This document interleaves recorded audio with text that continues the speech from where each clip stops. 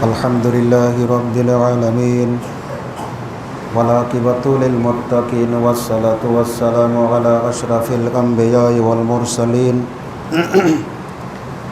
نبينا محمد وعلى آله وصحبه أجمعين أما بعد أعوذ بالله من الشيطان الرجيم ومن يشاقق الرسول من بعد ما تبين له الهدى ويتبع غير سبيل المؤمنين نوله ما تولى ونصله جهنم وساءت مصير. عن أبي هريرة رضي الله تعالى عنه قال قال رسول الله صلى الله عليه وسلم كل أمتي يدخلون الجنة إلا من آبى قيل ومن آبى قال من أطاعني دخل الجنة ومن عصاني فقد آبى رواه মুসলিম। যাবতীয় প্রশংসা আল্লাহ সুবহানাহু ওয়া তাআলার জন্য, যাবতীয় দরুদ ও সালাম রাসূলুল্লাহ সাল্লাল্লাহু আলাইহি ওয়াসাল্লামের জন্য। রাসূলুল্লাহ সাল্লাল্লাহু আলাইহি ওয়াসাল্লাম বলেছেন, অচিরেই এমন একটা সময় আসবে যেই সময় মানুষ তার গদিতে ঠেস দিয়ে বসে থাকবে, জনগণকে উদ্দেশ্য করে বলবে, আমাদের নিকটে যে কোরআন মাজিদ রয়েছে এতে যা রয়েছে এটা আমাদের জন্য যথেষ্ট। এখানে যা হারাম পাবে সেটাকেই হারাম জানবে, এখানে যেটাকে হালাল পাবে সেটাকে হালাল জানবে।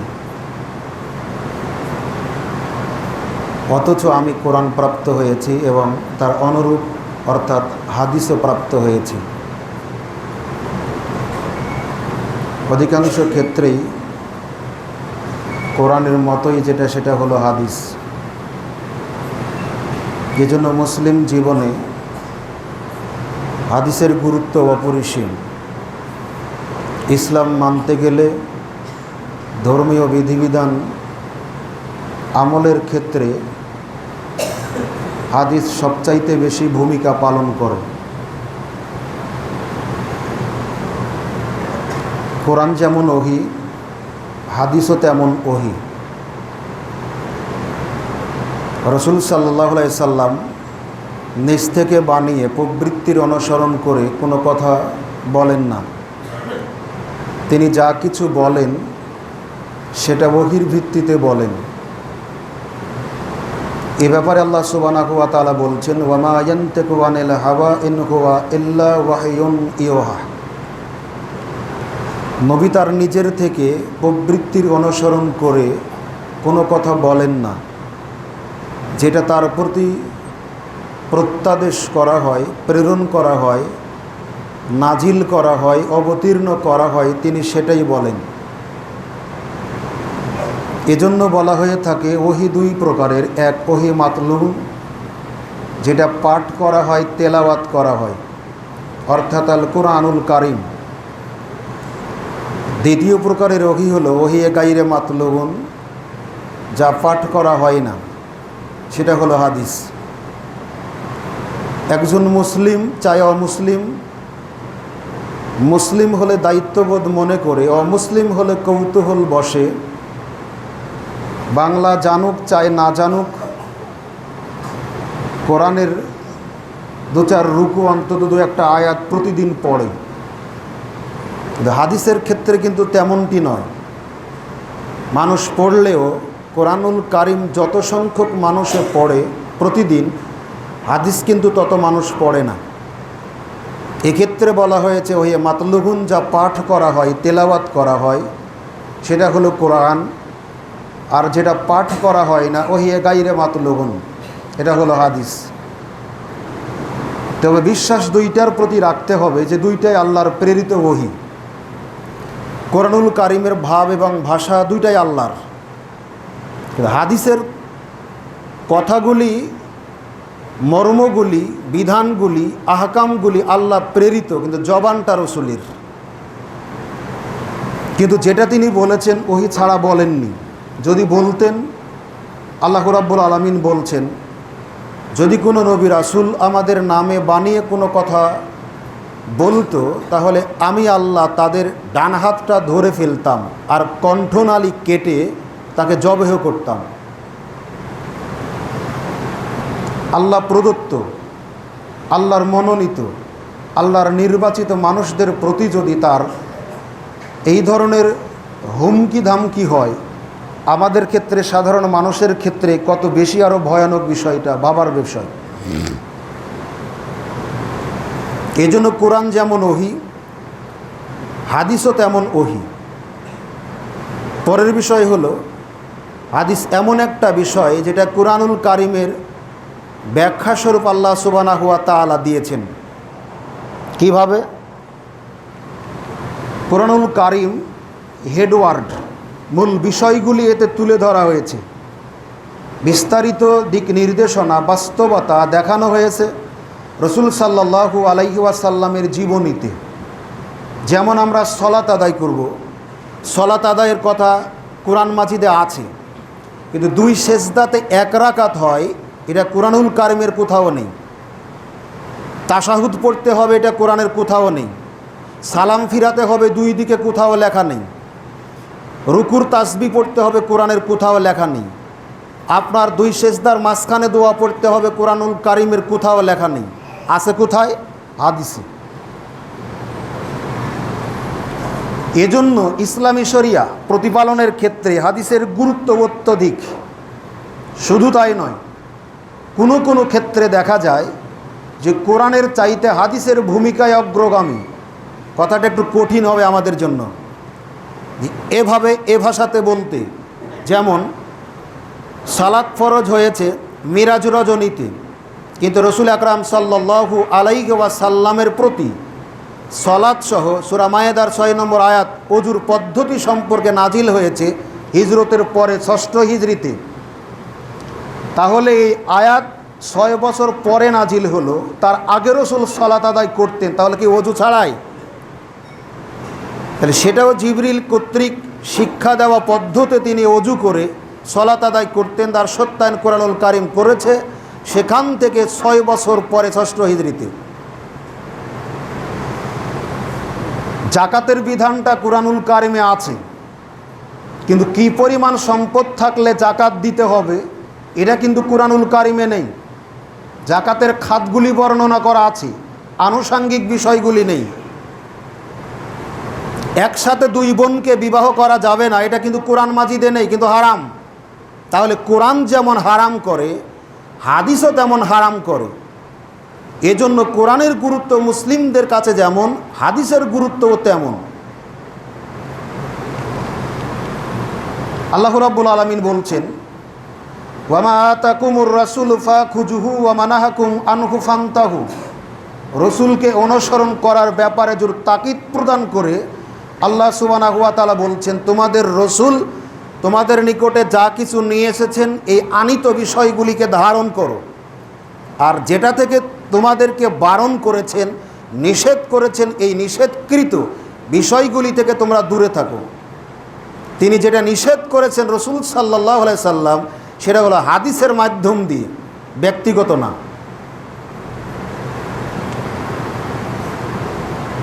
যারা হাদিস মানে না, শুধু কোরআন মানে, সম্প্রতি একটা দল আবির্ভাব ঘটেছে তাদের, এরা হলো আহলে কোরআন, নিজে দাবি করছে যে আহলে কোরআন, আমরা কোরআন শুধু মানি, হাদিসটা মানি না।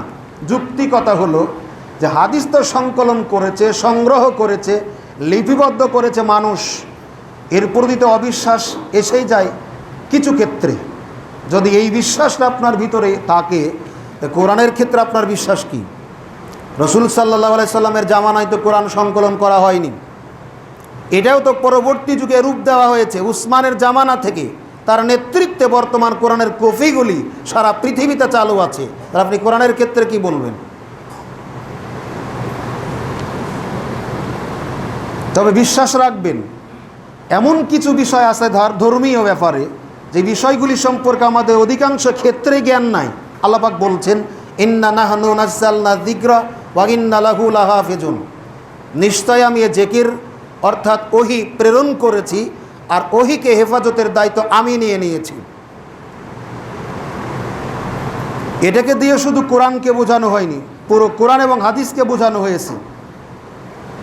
পরের বিষয় হলো, যদি কেউ শুধু কোরআন মানে হাদিস না মানে তাহলে সে কাফের, সে মুসলিম থাকতে পারে না। আল্লাহ রাব্বুল আলামিন বলছেন, আতিগুল্লাহ ওয়া আতিগুর রাসূল ওয়ালা তুবতিলু আমালাকুম। হে বিশ্বাসীগণ, তোমরা আনুগত্য করো আল্লাহর, আনুগত্য করো তদিও রাসূলের, মানে রাসূলের আনুগত্য করো মানে হাদিসের আনুগত্য করো।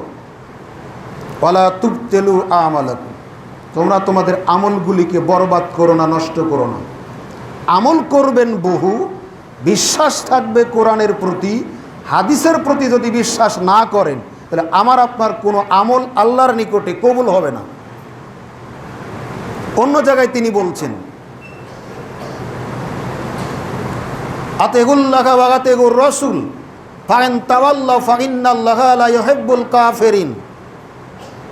যারা কোরআন মানে হাদিস মানে না, এই আয়াতে ব্যতিক্রম বলা হচ্ছে, তোমরা আনুগত্য করো, মেনে চলো কোরআনের, আল্লাহর হুকুমকে আনুগত্য করো রাসূলের। ফাইন তাওয়াল্লাউ, যদি তোমরা মুখ ফিরিয়ে পৃষ্ঠ প্রদর্শন করে চলে যাও তাহলে জেনে রাখবে যে নিশ্চয় আল্লাহ কোনো কাফেরকে ভালোবাসেন না। কোরআন হাদিস না মানলে কাফের হবে, এই আয়াতে সরাসরি এভাবে বলা হচ্ছে না, এটা কোরআনুল কারিমের একটা অলংকার, ভাষাগত দিক দিয়ে শ্রেষ্ঠত্বের একটা প্রমাণ। আল্লাহ পাক বলছেন যে যারা কোরআন হাদিস মানে না, আল্লাহকে মানে না, রসুলকে মানে না, জেনে রাখবা আল্লাহ কোনো কাফেরকে ভালোবাসেন না। মানে যারা কোরআন হাদিস মানে না তারা কাফের। শুধু কোরআন মানবে হাদিস মানবে না, হাদিস মানবে কোরআন মানবে না, এই কোনো ক্ষেত্রে গ্রহণীয় নয়, দুইটা সমভাবে মানতে হবে। আল্লাহর সন্তুষ্টি পাওয়ার গুরুত্বপূর্ণ একটা মাধ্যম হলো হাদিসের অনুসরণ। আল্লাহ পাক বলছেন, ইন কুনতুম তুহিব্বুনাল্লাহা ফাত্তাবিউনি ইউহিব্বুকুমুল্লাহ ইয়াগফির লাকুম যুনুবাকুম ওয়াল্লাহু গফুরুর রহিম।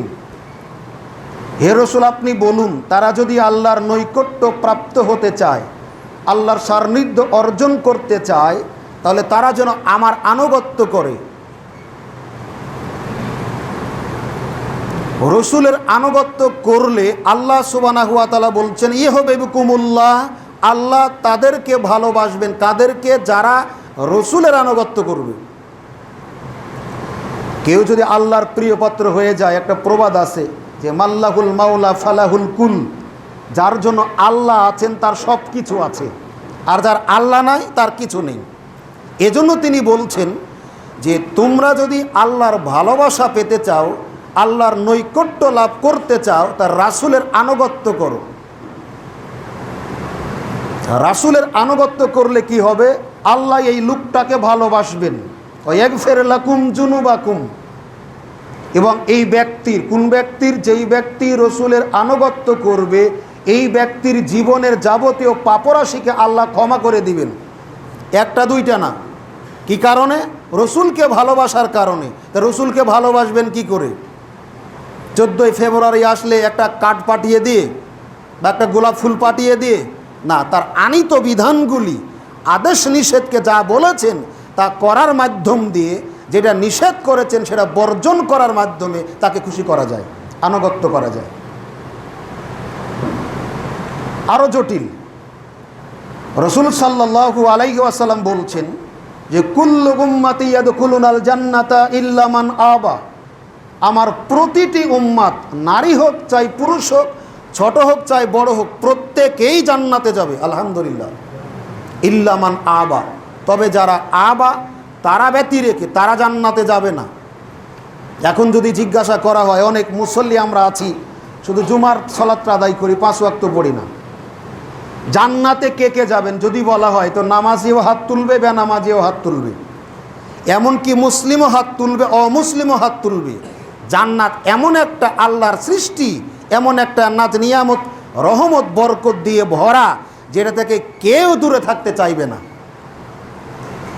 অথচ রাসূল সাল্লাল্লাহু আলাইহি ওয়াসাল্লাম বলছেন যে আমার প্রত্যেকটা উম্মাত যারা, তারা জান্নাতে যাবেই, ইল্লা মান আবা, তবে যারা আবা, এরা ছাড়া, সাহাবীরা জিজ্ঞাসা করছেন আবা কারা, এই ধরনের মানুষ কি পৃথিবীতে আছে কেউ যারা জান্নাতে যেতে চাইবে না? রাসূল সাল্লাল্লাহু আলাইহি ওয়াসাল্লাম বলছেন যে মান আতাগানি দাখালাল জান্নাহ, যারা আমার আনুগত্য করবে তারা জান্নাতে যাবে। ওয়ামান আসানি, আর যারা আমার অবাধ্যতা করবে, আমার নিয়ম নীতির বহির্ভূত কোনো কাজকর্ম করবে ধর্মের নামে, ফাকাদ আবা, এরা হলো আবা, অসম্মত, আর এরাই জান্নাতে যাবে না। ইবাদতের পরিমাণ বহু হবে, কিন্তু রসুলের দেখানো পদ্ধতিতে হবে না। এই ইবাদত দিয়ে আমার আপনার কোনো কাজ হবে না।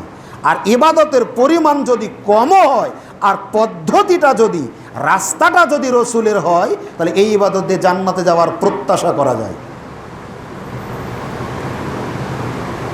আনাস ইবনে মালিক রাদিয়াল্লাহু তাআলা আনহু বলেন, রসুল সাল্লাল্লাহু আলাইহি ওয়াসাল্লামের বাড়িতে 3 জন লোক এসে জিজ্ঞাসা করছে রসুলের স্ত্রীদেরকে যে রসুলের ইবাদত কেমন ছিল রাতে দিনে, সালাতটা পড়তেন কত রাকাত, সিয়ামটা রাখতেন এক নাগাড়ে কতদিন, কেমন ছিল ধরনটা, সিস্টেমটা, পদ্ধতিটা। যেমন ছিল তেমন বলা হলো। শোনার পরে 3 জন লোক মন্তব্য করলো যে নবী জীবনে তো কোনো পাপ নাই, থাকলেও আল্লাহ ক্ষমা করে দিয়েছেন। নবী হওয়ার আগে যা পাপ ছিল সেটা মাপ, পরে হওয়ার পর যে ত্রুটি বিচ্যুতি সবগুলিকে ক্ষমা করে দিয়েছেন। যার জীবনে পাপ নেই তার ইবাদত কম হলেও চলে, বেশি হলেও চলে, করলেও চলে, না করলেও চলে, পাপ নাই। আর আমাদের জীবনে তো পাপ বহু, তাহলে ইবাদতও করা লাগবে বহু। 3 জনের একজন বলছে আমি সারা জীবন সালাত আদায় করব, কখনো ছাড়ব না। দ্বিতীয় জন বলছে আমি সারা জীবন সিয়াম পালন করব, কখনো ছাড়ব না। তৃতীয় জন বলছে আমি সারা জীবনে কোনো দিন বিবাহ করব না, বিবাহ করলে ঠিকমতো ইবাদত বন্দেগী করা যাবে না, আজকে এই কিনে দাও কালকে ওই কিনে দাও, এই ঝামেলায় ইবাদতে বিঘ্ন ঘটবে। অতএব আমি বিবাহহীন জীবন যাপন করে ইবাদতে কাটাবো, এই কথাগুলি বলে চলে গেল। অথবা চলে যাচ্ছিল, রাস্তাতে নবীর সাথে দেখা হলে কথাগুলি তিনি শুনতে পেলেন। নবীজি তাদেরকে ডাকালেন, জিজ্ঞাসা করলেন তোমরা কি এই লোক যারা এমন এমন কথা বলেছিলে? হ্যাঁ।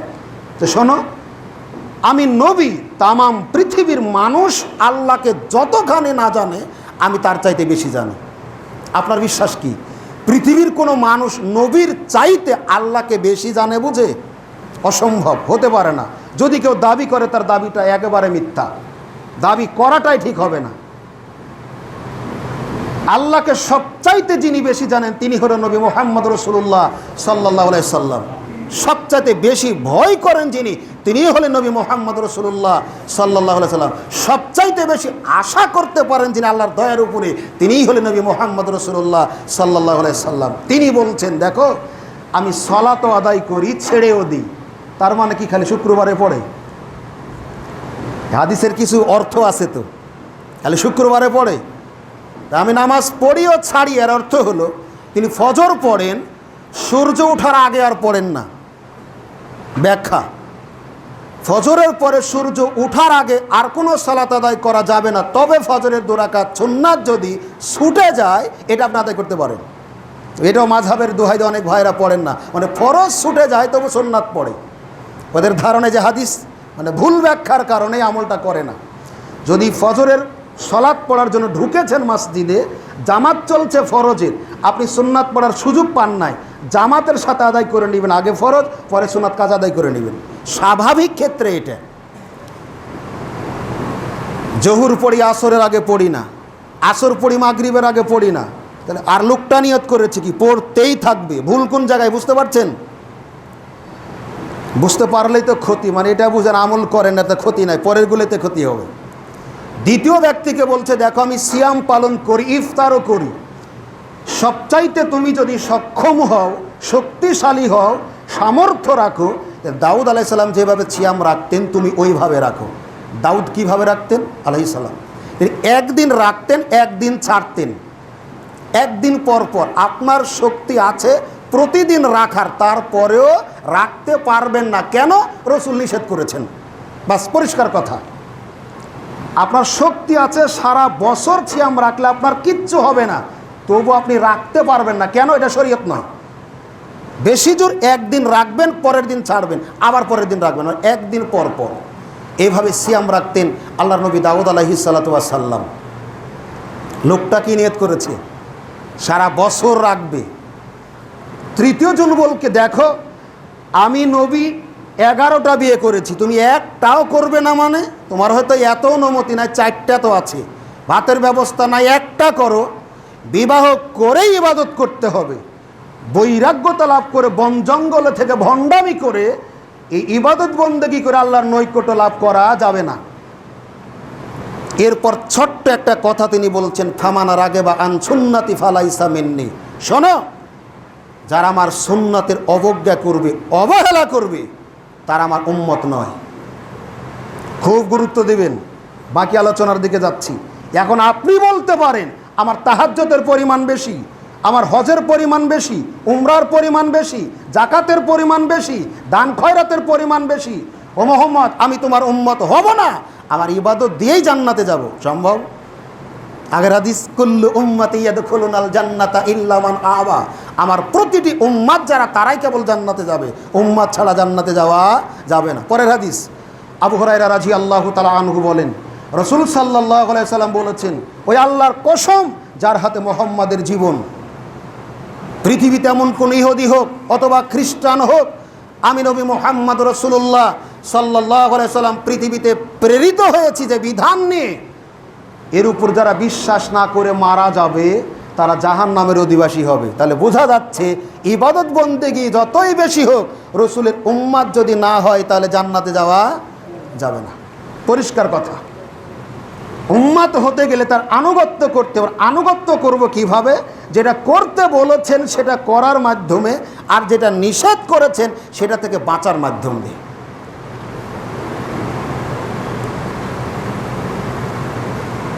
অসুবিধা তো এই জায়গাতে, যখন আমরা মানতে যাই।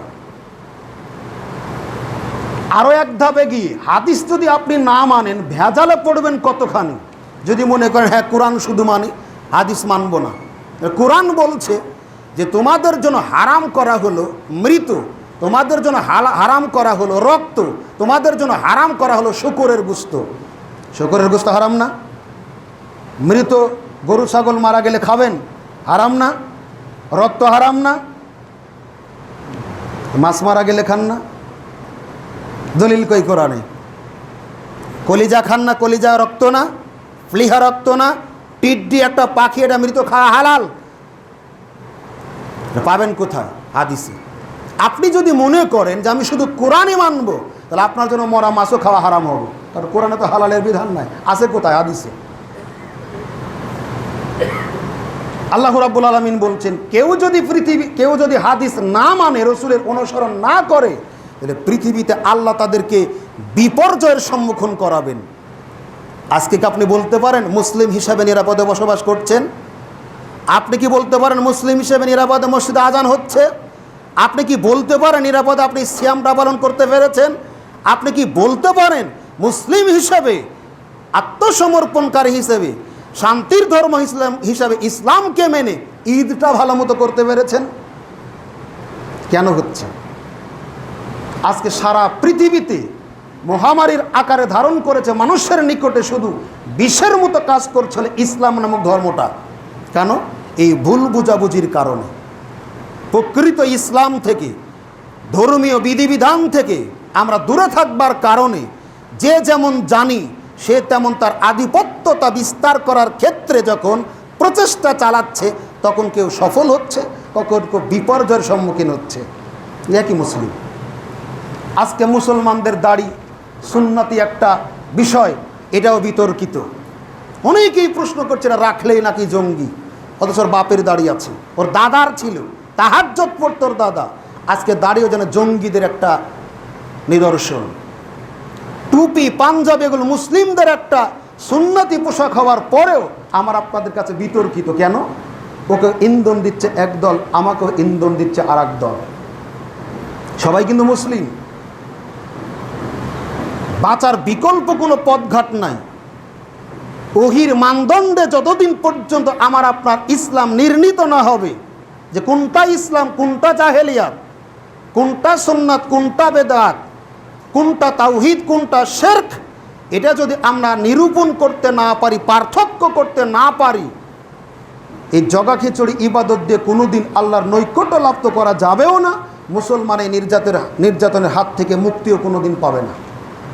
যার ফলশ্রুতিতে সম্প্রতি ফিলিস্তিনে দেখছেন যে মানুষ দানের টাকা আমরা যখন কালেকশন করছি যে ফিলিস্তিনি ভাইদেরকে সহযোগিতা করার জন্য আপনারা কিছু আর্থিকভাবে দেন, তো তখন বলছে আপনারা কাকে দেবেন? হামাসকে দেবেন না ওকে? দুই দলই তো মুসলিম, কাকে দেবেন লেন? এখন এই করুণ পরিণতি মুসলিমদের তকদির থেকে তখনই যেতে পারে যখন আমরা ওহির বিধানের নিকটে মাথা নত করব। আমরা সব কিছু মানছি, শুধু সততা, হিংসা, বিদ্বেষ, বৈরী মনোভাব ইসলামের ক্ষেত্রে করছি। বহু বিষয় আমরা সংশোধন হচ্ছি না, হচ্ছি, কিন্তু শুধু গোঁড়ামি করি, জেদ করি, অহংকার করি, নিজের ব্যক্তিত্বকে প্রতিষ্ঠা করার আপ্রাণ চেষ্টা করি ধর্মের ক্ষেত্রে। কিভাবে? দুই একটা বলি, প্রচুর সবার জানা। ফিতরা বাপদাদা 14 গোষ্ঠীর আমল থেকে দিয়েছিলেন টাকা। আজকে যখনই সহিহ হাদিস মেনে চাল দিতে শুরু করছে তখন সমাজ থেকে তাকে বাদ দেওয়া হচ্ছে।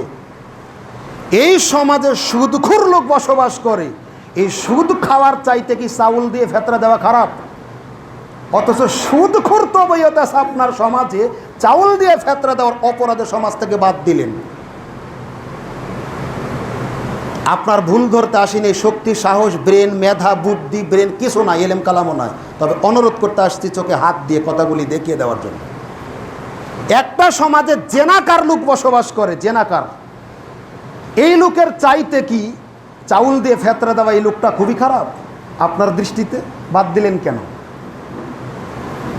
কষ্ট হয়। আমরা মুসলিম, মসজিদ পৃথক করেছেন, ঈদগাহ পৃথক করেছেন, অজুখানা ভালো সুন্দর করেছেন, ইমানের দিকটা যেভাবে বাড়ার কথা ছিল এই দিকটা বাড়েনি। এজন্য ধর্মীয় বিধিবিধানের ক্ষেত্রে কোশ্চিন কালেও গোঁড়ামি করবেন না, অনুগ্রহ করে। আল্লাহ পাক বলছেন, ওয়ামাই ইয়াশাকির রাসূল মিন বাদি মা তাবায়্যানা লাহুল হুদা ওয়া ইয়াত্তাবি গায়রা সাবিলিল মুমিনিন নুওয়াল্লিহি মা তাওয়াল্লা ওয়া নুসলিহি জাহান্নাম ওয়া সাআত মাসির। আমি রাসূল প্রেরণ করেছি পৃথিবীতে দিন ইসলামের বিধিবিধানগুলি জনগণের সামনে পরিষ্কারভাবে তুলে ধরার জন্য। এই তুলে ধরার পরে যারা হটকারিতা করে, বিদ্বেষী মনোভাব নিয়ে রসুলের হুকুমকে না মেনে বেঈমানদের অনুসরণ করে, আমি আল্লাহ তাদেরকে বাধা দেই না, ফিরাবো না, ঘোরাবো না। কারণ মানুষ আর জিনের ভিতরে এমন একটা বিষয় আল্লাহ দিয়েছেন যেটা অন্য কোনো সৃষ্টি জগতের মধ্যে দেননি, সেটা হলো তার আকল, বিবেক, যেটা কুত্তার ভিতরে নাই, যেটা ছাগলের ভিতরে নাই, যেটা গরুর ভিতরে নাই, যেটা বিড়ালের ভিতরে নাই, শুকুরের ভিতরে নাই। আপনি গরু চড়াতে গেছেন বিলে, আপনার জমির আবাদ কোনটা আর মানুষের জমির আবাদ কোনটা গরু কিন্তু বুঝে না, যেটা পায় মুখের কাছে সেটা খায়, কিন্তু আপনি বুঝেন। এই জন্য খাওয়ান না নিজেরটা, মানুষেরটা খাওয়ান। এই জন্য হিসাব হবে আমাদের, হিসাব হবে জিনদের। পশু প্রাণীর জন্য শরিয়াত প্রযোজ্য নয়, জিন আর মানুষের জন্য শরিয়াত প্রযোজ্য। এই জন্য আল্লাহ পাক বলছেন, আমি তাদেরকে ফিরাবো না, ঘোরাবো না, বাধা দিব না। নুওয়াল্লিহি মা তাওয়াল্লা, তারা যেই দিকে যেতে চাইবে আমি সেই দিকে যাবার সুযোগ করে দিব, কারণ সে বিবেক দিয়ে যাতে বিচার করতে পারে। ওয়া নুসলিহি জাহান্নাম, আরে যাওয়ার পরিণাম মানেই ও জাহান্নামে নিক্ষিপ্ত হচ্ছে। ওয়া সাআত মাসির, আর বসবাস করার দিক দিয়ে জাহান্নাম কতই না নিকৃষ্টতম আবাসস্থল। আপনার কাছে পথ পরিষ্কার, জেদ করবেন না। যে তিনজন লোকের কথা বললাম, এত ইবাদত করবে কেন? বিবাহ করবে না, ইবাদত করবে, সালাত আদায় করবে, সিয়াম পালন করবে সারা জীবন। কেন? পাপ মুক্তির জন্য, জান্নাতে যাবার জন্য, জান্নাত থেকে বাঁচার জন্য। রাসূল বলছেন না উম্মতি নাও, অথচ রাসূল সাল্লাল্লাহু আলাইহি ওয়াসাল্লাম বসে আছেন। আতা রাবিগুন ইলান নবী সাল্লাল্লাহু আলাইহি ওয়াসাল্লাম, এক আরব বেদুইন ব্যক্তি আসলে এসে জিজ্ঞাসা করছে, দুল্লানি আলা আমালিন, আমাকে এমন কিছু আমলের কথা বলুন, কাজের কথা বলুন, এই যে আমেল তুহুদা খালতুল জান্নাতা, যখন আমি আমল করব এর বিনিময়ে যাতে জান্নাতে যেতে পারি। অনেক মুরব্বী লোকগুলি আছে না, দেখা যায় যে অন্তরটা ফেটে যায়, মুখস্থ করতে পারেনি আগে, বলে যে বাবা ছোট ছোট কোনো দোয়াগুলি থাকলে শিখিয়ে দাও যাতে আমি আমল করতে পারি। ঠিক একই ধরনের লোক জিজ্ঞাসা করছে রসুলকে, আমাকে এমন কিছু কথা বলে দিন যাতে আমি আমলগুলি করলে বিনিময়ে জান্নাতে যেতে পারি। তখন তিনি বলছেন আনতা'বুদহু ওয়া লা তুশরিকু বিহি শাইয়্যা, শোনো তুমি আল্লাহর ইবাদত করবে, তার সাথে শরীক করবে না। মানে শিরক মুক্ত ইবাদত জান্নাতে যাওয়ার মাধ্যম। শিরক যুক্ত ইবাদত যদি হয়, এই ইবাদতে জান্নাতে যাওয়া, জান্নাতে তো পরের কথা, কবুলই হবে না। 1 নম্বর নবী বলছেন আল্লাহর ইবাদত করো, তার সাথে শরীক করবা না। 2 ওয়াতুকিমুস সালাতাল মাকতুবা, তুমি ফরজ সালাতগুলি আদায় করবা। 3 ওয়াতুআদ্দিস যাকাতাল মাফরুজা, তোমার যদি নিসাব পরিমাণ সম্পদ থাকে জাকাত দিবা। 4 ওয়াতাসুমু রমাজান, রমাজান মাস আসলে সিয়াম পালন করবা। কয়টা হলো? 4টে। 1 শিরক মুক্ত ইবাদত, 2 5 ওয়াক্ত ফরজ সালাত, 3 যাকাত, 4 নম্বর হলো সিয়াম রমাজানের। এবার লোকটা বলছে ওয়াল্লাযী নাফসি বিয়াদিহি, ওই আল্লাহর কসম যার হাতে আমার জীবন, লা আজিদু আলা হাযা শাইয়্যান ওয়া লা আনকুসু মিনহু, আপনি যা বলেছেন আল্লাহর নবী আমি তাই করব। করতে গিয়ে জোড়া দিয়ে বেশিও করব না, কেটে বাদও দেব না। খুব গুরুত্ব দিবেন, লা আজিদু আলা হাযা শাইয়্যান ওয়া লা আনকুসু মিনহু, আপনি যা বলেছেন তাই করব, যেভাবে বলেছেন সেভাবে করব, যতখানি বলেছেন ততখানি করব, করতে গিয়ে কম বেশি করব না। ফালাম্মা ওয়াল্লাহ, এই কথা বলে এই লোকটা, কোন লোকটা? প্রশ্নকারী লোকটা যখন বাড়ির দিকে চলে যাচ্ছিল, আল্লাহর নবী উপস্থিত বসে থাকা সাহাবীদেরকে লক্ষ্য করে তখন বলছেন, এই শোনো, মান শাররাহু আইয়ানজুরা ইলা রাজুলিন মিন আহলিল জান্নাহ, তোমাদের মধ্যে কেউ যদি জান্নাতি কোনো মানুষকে দেখে খুশি হতে চাও, ফালায়ানজুর ইলা হাজা, এই লোকটার দিকে তাকিয়ে দেখো লোকটা জান্নাতি। সুবহানাল্লাহ, বুঝে বললে উপকার হবে, বলতে বলিনি, তবে বুঝতে পারলে উপকার হবে। আর এমনি যদি খালি সুবহানাল্লাহ বলেন কোনো উপকার হবে না। এই 3 জন লোক এত ইবাদত করবে, তবু নবী বলছেন তোমরা আমার উম্মতি নও। আর এই লোকটা প্রশ্ন করে শিখার পরে শুধু বলেছে আল্লাহর কসম যার হাতে আমার জীবন, আপনি যা বলেছেন তাই করব, কম বেশি করব না। বাড়িতেও যেতে পারেনি, একটা আমলও এখনো করেনি, অথচ নবী তাকে বললেন জান্নাতি লোক। তাহলে নবী কি হাত আন্দাজি করে বললেন? নবী কি ওহী ছাড়া কোনো কথা বলেন? আগের আলোচনায় শুরুতে ফিরে যায়, ওহী ছাড়া নবী যদি কোনো কথা না বলেন, তাহলে এই লোকটাকে যে ইবাদত করার আগে জান্নাতি বললেন, অবশ্যই ওহীর ভিত্তিতে বলেছেন। কিন্তু কেন? জবাব হলো যে ইসলামের বিধিবিধান মানার জন্য একটা পরিকল্পনা করেছে দৃঢ়ভাবে, শক্তভাবে, কি ইসলামে যা আছে তাই মানবে, কম বেশি করবে না। এই কম বেশি না করার দৃঢ় প্রত্যয় ব্যক্ত করার কারণে আল্লাহর নবী আল্লাহর পক্ষ থেকে ইবাদত করার আগে লোকটাকে জান্নাতি বলে ঘোষণা দিয়েছেন। বিষয়গুলি খুব জটিল। এই জন্য যে ইবাদত আমরা করতে চাচ্ছি বা যাচ্ছি, অবশ্যই জেদ করবে না, সময় হবে না। সেটা কি জেদ করলে ক্ষতি হবে। কি আবু তালেব মারা যাচ্ছেন, তার শিয়রে আল্লাহর নবী, আপনারা একটু পড়বেন রসুলের জীবন, খালি জিলাপি খা মিলাদ করবেন না, একটু জীবনীগুলি পড়ে বোঝার চেষ্টা করবেন। রসুলের চাচা মারা যাচ্ছেন আবু তালিব। তামাম পৃথিবীতে সৃষ্টিগতভাবে আল্লাহ ছাড়া যত মানুষের সহযোগিতা পেয়েছেন পৃথিবীতে নবী মুহাম্মদ রাসূলুল্লাহ সাল্লাল্লাহু আলাইহি সাল্লাম, তামাম পৃথিবীর মানুষের সহযোগিতা একদিকে, আবু তালেবের সহযোগিতা যদি আর একদিকে করা হয়, আবু তালেবের সহযোগিতার পাল্লাই ভারী হবে। পৃথিবী থেকে কোটি কোটি মানুষকে সুপারিশ করে জান্নাতে নিয়ে যাবে যেই নবী, তার চাচা জাহান্নামে যাবে, তার কষ্ট লাগবে না? আপনাদের কি মনে কষ্ট লাগবে না? লাগারই কথা। আল্লাহর নবী বলছেন চাচা কালেমা পড়ুন, অন্তত চিরস্থায়ী জাহান্নামী তো হবেন না, এর বিনিময়ে হলেও একদিন না একদিন জাহান্নামে শাস্তি খেটে খেটে খেটে খেটে একদিন নিষ্কৃতি পাবেন কালেমার কারণে। আবু জেহেল, উতবা, সাইবা, ওয়ালিদ ইবনে মুগিরা বলছে আবু তালেব, তামাম আরবে তোমাদের প্রভাব প্রতিপত্তি, তোমাদের দাপট তোমাদের আঙ্গুলের ইশারায় চলে। তোমাদের বাপদাদা কেউ মরেনি বাপদাদার ধর্মকে ছেড়ে দিয়ে, তুমি ধর্মকে ছেড়ে দিবে বাপদাদার?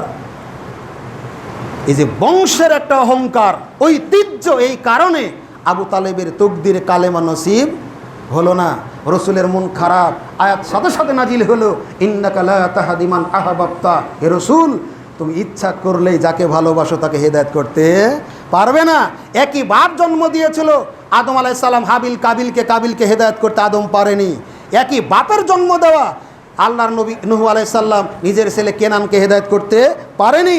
সারা পৃথিবীর যত নবী রাসূল মাত্র গুটি কতক নবী ছাড়া যত নবী রাসূল পৃথিবীতে এসেছে প্রত্যেকটা নবী যার বংশ থেকে এসেছেন তিনি হলেন ইব্রাহিম আলাইহিস সালাতু ওয়াস সালাম, যাকে বলা হয় আবুল আম্বিয়া, নবীগণের বাপ। নবীগণের বাপ এত শ্রেষ্ঠ, কত শ্রেষ্ঠ বলে শেষ করা যাবে না। ইব্রাহিম আলাইহিস সালাতু ওয়াস সালাম নিজের বাপকে জাহান্নামে নিজে হাতে নিক্ষেপ করবেন, বাপকে হেদায়েত করতে পারেনি। আসিয়া আর ফেরাউন একই বিছানায় শুয়েছিল স্বামী স্ত্রী হিসেবে। মরার আগে আসিয়া জান্নাতে কোথায় থাকবে এটা আল্লাহ দেখিয়েছেন, তারপরের মৃত্যু দিয়েছেন।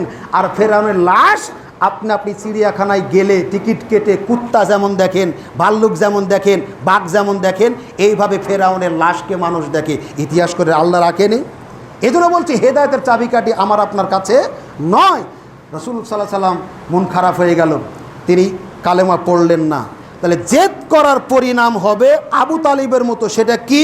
আল্লাহ রাসূল বলছেন জাহান্নামের মধ্যে সবচাইতে লঘু শাস্তি হবে, হালকা শাস্তি হবে, কম শাস্তি হবে আমার চাচা আবু তালিবের। সেটা কি? তা আগুনের ফিতা হবে জুতার, জুতার ফিতা হবে আগুনের, এটা তাকে পরানো হবে। আর এর উত্তাপে মাথার মগজটা টকবক করে উতলাবে। জুতা থাকবে তো পায়ে, মাথার মগজ উতলাবে। এটা কম শাস্তি যদি হয়, বড়গুলি কেমন হবে একটু ভাববেন, একটু ভাববেন, খালি খাবেন আর ঘুমাবেন না, একটু ভাববেন। এটা কম শাস্তি জাহান্নামে আবু তালিবের। তাহলে জেদ করার পরিণাম হলো এটা। আর যদি আপনি সংশোধন আনেন, ভুল হতে পারে, ভুল হতে পারে না, দুনিয়ার জীবনে সংশোধন হচ্ছেন, কিন্তু ধর্মের ব্যাপারে যখনই বলছি বাজান এটা করা যাবে না, এটা করা লাগবে, তখন আপনার পক্ষে আর মেনে নেওয়া সম্ভব হচ্ছে না। ওই দিকে যাব না, শুধু একটা আয়াত মনেই করিয়ে দিই। আল্লাহ পাক বলছেন ইল্লা মান তাবা ওয়া আমানা ওয়া আমিলা আমালান সালিহান ফাউলাইকা ইউবাদদিলুল্লাহু সাইয়্যাতিহিম হাসানাতিন। সূরা ফুরকান খুলুন। আল্লাহ পাক বলছেন যারা তওবা করে, ইল্লা মান তাবা, যারা তওবা করে, ভুল করেছি আল্লাহ এটা আমার ভুল হয়ে গেছে। নবী বলেছেন ওই ব্যক্তির জীবনে কোনো পাপ নাই যে ব্যক্তি পাপ করে তওবা করে। কিন্তু আমরা অনেকে বহু পাপ করি, এটা যে পাপের কাজ মনেই করি না। অহরহ জর্দা দিয়ে পান খাচ্ছি, মসজিদে ইমামতিও করি, আমি মনেই করি না যে জর্দা খাওয়া পাপ। পাপ মনে না করলে কি তওবা করবে? দেদার সে বিড়ি খাচ্ছে, ও মনেই করে না বিড়ি খাওয়া পাপ, ও মন তওবা করবে জীবনে? অথচ পৃথিবীতে যত জঘন্য মানুষ আছে সবচাইতে বেহায়া নির্লজ্জ মানুষ হলো যারা বিড়ি খায়। তারা কিভাবে? যারা জর্দা খায় তা মুখের ভিতরে দিয়ে গোপনেই খায়, ক্ষতি ওর একলাই হয়। ইয়াবা খাই গোপনেই খায়, সোয়ানি খাই গোপনেই খায়, ফেনসিডিল খাই গোপনেই খায়, কিন্তু বিড়ি খায়, সিগারেট খায়, দিন দুপুরে ওপেন, ও নিজেরও ক্ষতি করে, হাজারো মানুষের ক্ষতি করে। সবচাইতে নির্লজ্জ হলে এই বেহায়া লোকেরা যারা বিড়ি সিগারেট খায়। যে বিড়ি সিগারেট কুত্তায় খায় না, শুকুরে খায় না, ভেড়ায় খায় না, ছাগলে খায় না, মানুষ খাচ্ছে। সৃষ্টির সেরা আমরা মনেই করছেন এটা হারাম। আল্লাহ পাক বলছেন ইল্লা মান তাবা, যে ব্যক্তি তওবা করে, ওয়া আমানা, এবং ঈমান আনে। কিসের ঈমান আনবেন? আল্লাহ যে এত কঠোর শাস্তি দিতে পারে এর উপর ঈমান আনবেন। যারা তওবা করে আগের পাপ থেকে, এরপরে আবার পুনরায় ঈমান আনে, ওয়া আমালা আমেলান সালেহান, এরপরে ভালো ভালো কাজ করে। কি করে? বিড়ি খাওয়াই তো ভুল, আল্লাহ তওবা করলাম আর খাবো না, ভালো আমল শুরু করে দিল। আল্লাহ পাক বলছেন ওয়ায়ুবাদদিলুল্লাহু সাইয়্যাতিহিম হাসানাতিন, আমি আল্লাহ তাদের এই পাপগুলিকে তো ক্ষমা করে দিই। একটু আয়াতের অর্থ বুঝেন, বাড়ির যে তাদের অনুবাদ কোরআন মাজিদ আছে অন্তত এই একটা আয়াতের অর্থ দেখবেন। সূরা ফুরকানের 60-এর পরে কয়েকটা আয়াত পরে পাবেন আয়াতটা। আল্লাহ পাক বলছেন তওবা করে ঈমান আনলে, এরপর ভালো ভালো কাজ করলে আমি আল্লাহ ওই বান্দার অতীত জীবনের যাবতীয় পাপকে ক্ষমা তো করে দিই, পাপের আমি বদল করে দিই নেকি দিয়ে। পাপকে তো ক্ষমা করে দেনই, কিন্তু পাপকে আল্লাহ বদল করে দেন। বদল মানে বুঝেন না?